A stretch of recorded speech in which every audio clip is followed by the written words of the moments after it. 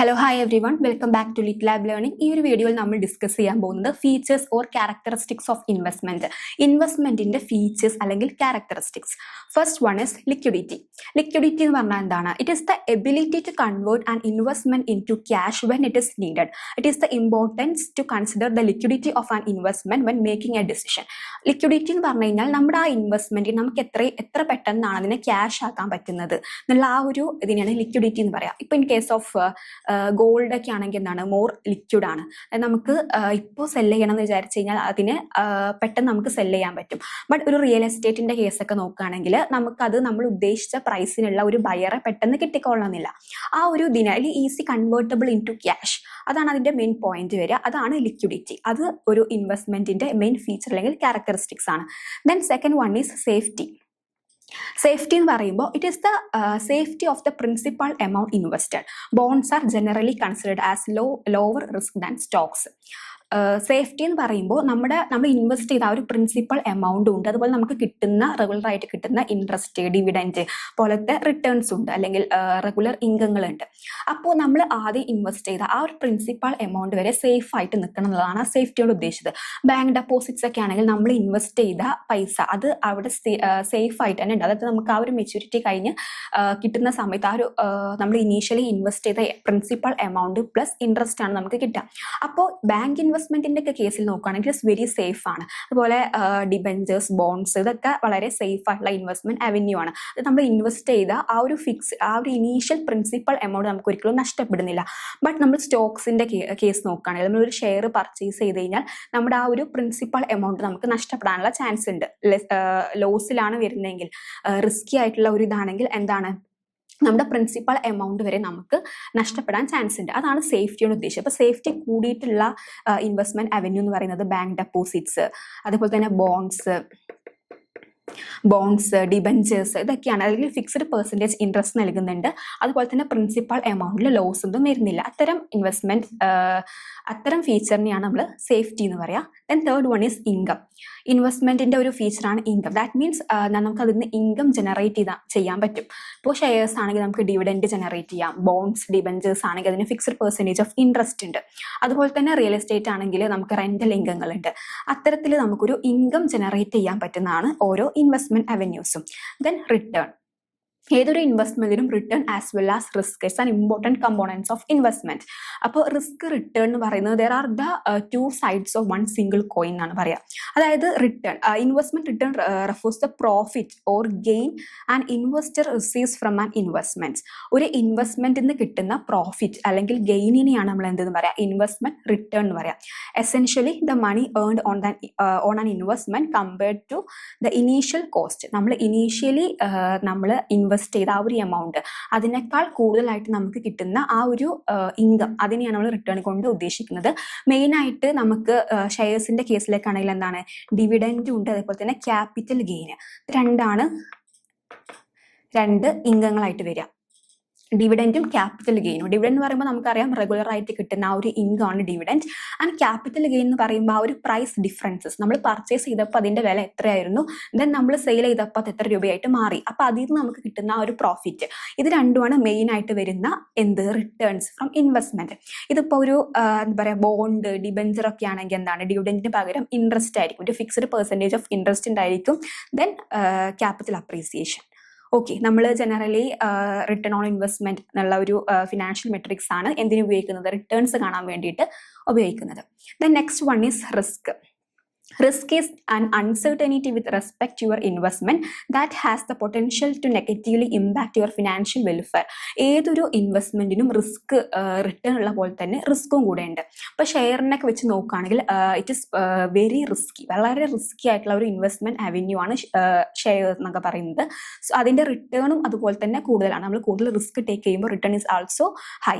But in case bank ഡെപ്പോസിറ്റ്സിനൊക്കെ നോക്കുകയാണെങ്കിൽ less റിസ്കിയാണ്. നമ്മൾ പറഞ്ഞു ആ ഒരു പ്രിൻസിപ്പൽ എമൗണ്ട് എമൗണ്ട് നമുക്ക് എന്തായാലും ഗ്യാരണ്ടീഡ് ആയിട്ട് നമുക്ക് അത് തിരിച്ചു കിട്ടും. ഓക്കെ, സോ റിസ്ക് എന്ന് പറയുന്നത് റിസ്ക്കും റിട്ടേണും അത് to sides of one single coin. നമ്മൾ റിസ്ക് റിട്ടേൺ ട്രേഡ് ഓഫ് ഒക്കെ പറയുന്നുണ്ട്. ദാറ്റ് മീൻസ് ഒരു റിസ്ക്കും റിട്ടേൺ തമ്മിൽ ഒരു പ്രോപ്പർ ബാലൻസ് വേണം എന്നൊക്കെയാണ് നമ്മൾ റിസ്ക് റിട്ടേൺ ട്രേഡ് ഓഫിൽ പറയാം. അപ്പോൾ ഇൻവെസ്റ്റ്മെന്റിന്റെ കേസിൽ പറയുകയാണെങ്കിൽ റിസ്ക് എന്ന് പറയുന്നതും is one of the important factor. Risk is any uncertainty with respect to your investments that has potential to negatively impact your financial welfare. For example, your investment value might rise or fall because of the market conditions. മാർക്കറ്റിൽ ഉണ്ടാകുന്ന volatility ഒരു market risk മൂലം നമ്മുടെ ഇൻവെസ്റ്റ്മെന്റിന്റെ price കൂടുകയോ കുറയുകയൊക്കെ ചെയ്യുക.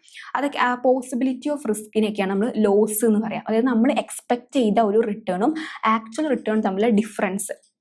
നമ്മൾ expect ചെയ്തതിനേക്കാൾ കുറവാണ് നമുക്ക് ആക്ച്വലി കിട്ടിയതെങ്കിൽ അവിടെ എന്താണ് ഇൻവെസ്റ്റ്മെന്റ് റിസ്ക് ഉണ്ട്.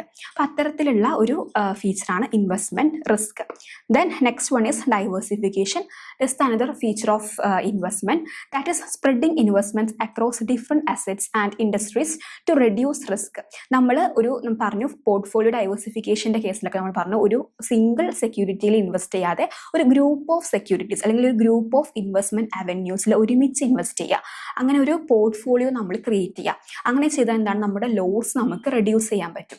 അപ്പോൾ മറ്റൊരു സെക്യൂരിറ്റിയിൽ ഉണ്ടാവുന്ന ലോസ് ഒരു സെക്യൂരിറ്റിയിൽ നമുക്ക് ലോസ് വന്നു കഴിഞ്ഞാൽ മറ്റിലുണ്ടാവുന്ന പ്രോഫിറ്റ് കൊണ്ട് നമുക്ക് അതിനെ കോമ്പൻസേറ്റ് ചെയ്ത് പോകാൻ പറ്റും. ജനറലി നോക്കുകയാണെങ്കിൽ സ്റ്റോക്സ് അതേപോലെ തന്നെ ഗോൾഡും സ്റ്റോക്ക് എന്ന് പറയുന്നത് ഇൻവേഴ്സ്ലി റിലേറ്റഡ് ആണ്. അതായത് സ്റ്റോക്കിന്റെ പ്രൈസ് കൂടുമ്പോൾ ഗോൾഡിന്റെ പ്രൈസ് കുറയാറുണ്ട്. അപ്പോൾ നമ്മളൊരു പോർട്ട്ഫോളിയോ കൺസ്ട്രക്ട് ചെയ്യുന്ന സമയത്ത് ഇത്തരത്തിലുള്ള നെഗറ്റീവ്ലി കോറിലേറ്റഡ് ആയിട്ടുള്ളതെല്ലാം ഒരു പോർട്ട്ഫോളിയോയിൽ കൂട്ടുന്ന സമയത്ത് നമുക്ക് എന്ത് ചെയ്യാൻ പറ്റും, ആ ഒരു റിസ്കിനെ നമുക്ക് റെഡ്യൂസ് ചെയ്യാൻ പറ്റും. അതുകൊണ്ടാണ് അവിടെ ഡൈവേഴ്സിഫിക്കേഷൻ പറയുന്നത്. Spreading investments across different assets and industries to reduce risk. Mutual funds are the popular choice of diversification because they invest in variety of assets. Mutual ഫണ്ട്സിലൊക്കെ ഇങ്ങനെയാണ് സംഭവിക്കുന്നത്. അതായത് നമ്മൾ മ്യൂച്വൽ ഫണ്ട്സിലൊക്കെ എന്താണ് ഗ്രൂപ്പ് ഓഫ് അസറ്റ്സിലാണ് ഇൻവെസ്റ്റ് ചെയ്യുക. ഒരു professional fund manager അത് manage ചെയ്യുന്നുണ്ട്. സോ ഇത്തരത്തിലുള്ള പോർട്ട്ഫോളിയോ ഡൈവേഴ്സിഫിക്കേഷനിലൂടെ നമുക്ക് ഇൻവെസ്റ്റ്മെന്റ് റിസ്കിനെ റെഡ്യൂസ് ചെയ്യാൻ പറ്റും. Then next one is different investment avenues. ഇതും ഇൻവെസ്റ്റ്മെന്റിന്റെ ഒരു ഫീച്ചറാണ്. ഏതൊക്കെ തരത്തിലുള്ള ഇൻവെസ്റ്റ്മെന്റ് അവന്യൂസ് ഉണ്ട് എന്നുള്ളത്. സ്റ്റോക്സ് ഉണ്ട്, bonds, mutual funds, real estate, gold, silver, life insurance, postal savings. ഇതൊക്കെ എന്താണ് different various types of investment avenues or investment opportunities ആണ്. Then next is objectives of investment. നമ്മൾ എന്തിനൊക്കെ വേണ്ടിയിട്ടാണ് നമ്മൾ ഇൻവെസ്റ്റ്മെന്റിന്റെ ഒബ്ജക്റ്റീവ്സ് എന്തൊക്കെയാണ്? നമ്മൾ ഫീച്ചേഴ്സിൽ പറഞ്ഞ ഏകദേശ കാര്യങ്ങൾ തന്നെയാണ് ഒബ്ജക്റ്റീവ്സിൽ നോക്കുക. First one is safety. ഒരു ഇൻവെസ്റ്റ്മെന്റ് എന്ന് പറയുമ്പോൾ നമ്മൾ എല്ലാവരും പ്രിഫർ ചെയ്യുന്നത് അത് വളരെ സേഫ്, നമ്മുടെ പ്രിൻസിപ്പൽ എമൗണ്ടെങ്കിലും സേഫ് ആയിട്ട് ഇരിക്കാനാണ് നമ്മളൊക്കെ പ്രിഫർ ചെയ്യുന്നത്. So the first one is safety. Then second one is income generation. നമ്മളൊരു ഇൻവെസ്റ്റ്മെന്റ് എന്ന് പറയുമ്പോൾ അതിൽ നിന്ന് ഇൻകം ജനറേറ്റ് ചെയ്യുന്നുണ്ട്.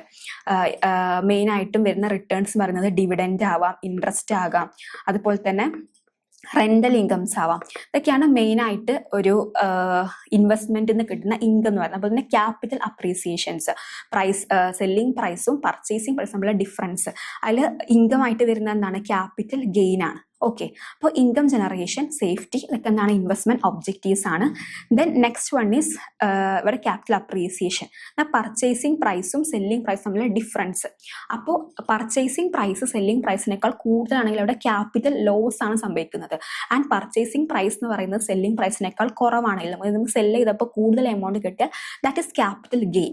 അതാണ് ആക്ച്വലി എന്തെന്ന് പറയുന്നത് ക്യാപിറ്റൽ ഗെയിൻ ആണ് എന്ത് ഒരു ഒബ്ജക്റ്റീവ് ആയിട്ട് നമ്മൾ പറയാം. Okay, then minimisation of risk, liquidity പറഞ്ഞാൽ easy convertibility into cash. ആ ഒരു ഇൻവെസ്റ്റ്മെന്റിനെ എത്ര പെട്ടെന്ന് നമുക്ക് ക്യാഷ് ആക്കി മാറ്റാൻ പറ്റുന്നത് എന്നുള്ളതാണ് ലിക്വിഡിറ്റിയിൽ പറയുന്നത്. അപ്പൊ ലിക്വിഡിറ്റി കൂടിയ അസറ്റ്സ് ആണ് ഗോൾഡ് എന്നൊക്കെ പറയുന്നത്. ഫിക്സ്ഡ് ഡെപ്പോസിറ്റ്സ് ഒക്കെ എന്താണ് ലെസ് ലിക്വിഡിറ്റി തീരെ കുറവുള്ളതാണ് fixed deposits. Then sustainable growth, then tax planning. നമുക്ക് ഒരുപാട് ടാക്സ് ബെനിഫിറ്റ്സ് നമ്മൾ ഇൻവെസ്റ്റ് ചെയ്യുമ്പോൾ അതിൽ നിന്ന് എന്തെങ്കിലും ടാക്സ് ഡിഡക്ഷൻസ് നമുക്ക് ക്ലെയിം ചെയ്യാൻ പറ്റുമോ നോക്കിയിട്ടാണ് നമ്മൾ ഇൻവെസ്റ്റ് ചെയ്യുക. So that tax planning. Okay, reduction of tax and fees. Then retirement planning എന്ന് പറയുമ്പോൾ ആഫ്റ്റർ ദ റിട്ടയർമെന്റ് നമ്മുടെ ഫിനാൻഷ്യൽ വെൽഫെയർ എൻഷുർ ചെയ്യുന്ന ഒരുപാട് ഇൻവെസ്റ്റ്മെന്റ് അവന്യൂസ് ഉണ്ട്. Like PPF, public provident fund, national pension system. അപ്പൊ അത്തരത്തിലുള്ള റിട്ടയർമെന്റ് പ്ലാനിങ്ങും എന്താണ് ഇൻവെസ്റ്റ്മെന്റിന്റെ ഒബ്ജക്റ്റീവ്സ് ആണ്. Then thank